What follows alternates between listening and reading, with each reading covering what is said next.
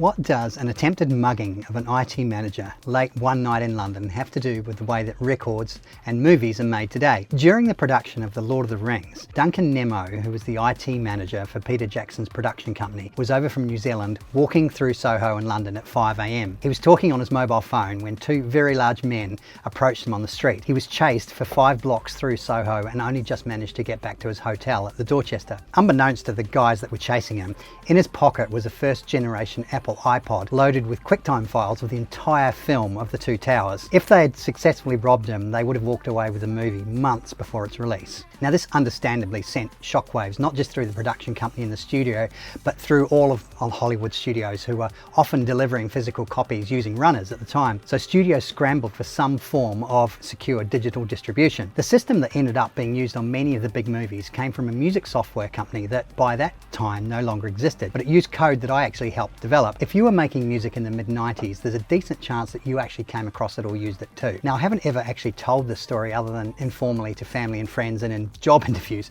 but I'm going to try and keep this as short as possible. In the early internet days, there used to be a thing called MUDs. These were text-based multiplayer virtual worlds. So you would telnet in and you're then in a shared world with other live players, and everything happens through typed commands. So like you're in a dark room, there is a sword here, and north leads to the courtyard. An offshoot of those was something called a move, and this was where players could create and script their own objects inside the world. Two American university students, Matt Moller and Canton Becker, thought it would be fun to build a MIDI recorder as one of those objects. So you could connect a MIDI keyboard, you could play some notes, and they'd be recorded so that someone on the other side of the world could then play them back. If you used a general MIDI device like a Roland sound canvas, then they'd even be played back on the same instruments. So they extended it to multiple tracks, and what they'd created was really a very basic shared internet sequencer living inside a text adventure. Now, back in London, two professional musicians found out about it.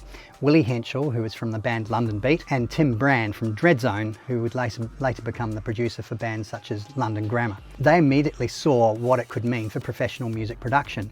So they joined forces with Matt and Canton and started a company called Res Rocket Surfer, where musicians could play together wherever they were in the world. Everyone's reaction to this was that it was impossible. At the time, we were optimizing images on websites because modems were so slow, and a round trip around the world meant latency. So how could a band play together across continents, even with just MIDI? So the thing is that in a recording situation, many times band members don't actually play together at the same time when they're being recorded.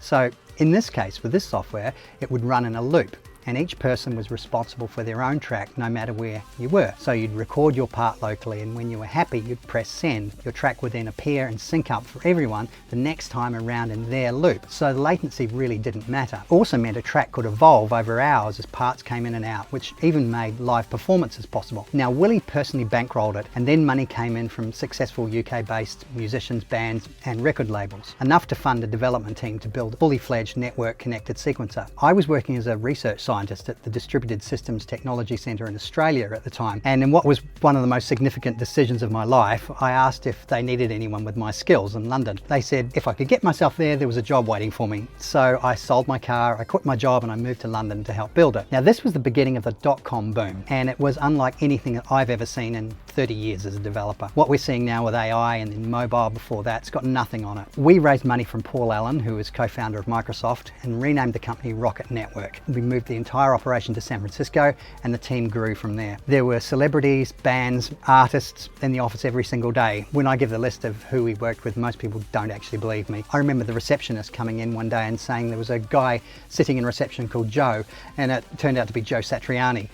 We had the band Bush come and play in our London office. I ended up playing my MIDI wind controller while Stevie Wonder was playing piano and Thomas Dolby was playing keyboards. It was a daily thing, and it was crazy. As the system became better known, the plan changed. Instead of building our own sequencer, which was never really a great idea in the first place, we put Rocket inside the tools that musicians already used. So Cubase, Logic, and then the biggest of all was Pro Tools. So DigiDesign partnered with us and invested, and the plan became internet studios directly inside Pro Tools. That was called Digi Studio. It was track-based collaboration in Pro Tools itself, running on our servers. It was also extended to support audio, and it would stream compressed MP3s and then upload the full rate audio afterwards. And that's where the problem started, because it was a subscription service in the Napster era when people expected things for free, and the insane valuation and the cash burn back then also changed when you could actually show how much income the business could generate. So despite having, I think it was like 65,000 sign-ups, it was still relying on investment. The dot-com crash finished it off. On the 14th of March in 2003, Rocket Network emailed its users. After 5 years of trying to develop the market, the company shut down and sold all the assets to Avid. And so this is where the two halves of this story kind of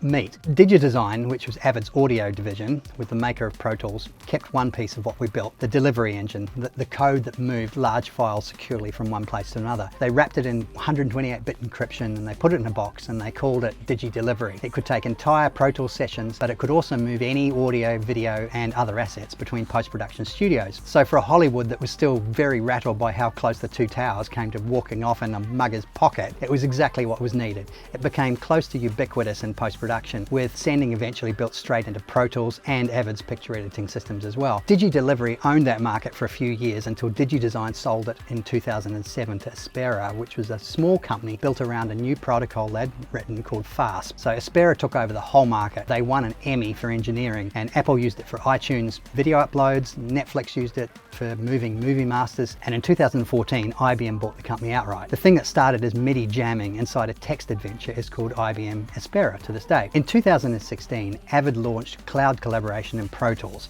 which is DigiStudio rebuilt for an internet that could finally handle it. When lockdown hit in 2020, making records remotely stopped being a novelty and became normal. And these days, if I want a collaborator on the other side of the world to hear a mix, I will use something like Audio Movers, which is a plugin sitting on an insert slot owned by Abbey Road Studios. Rocket Network wasn't wrong, it was just too early. And in the dot-com era, those things were basically the same thing.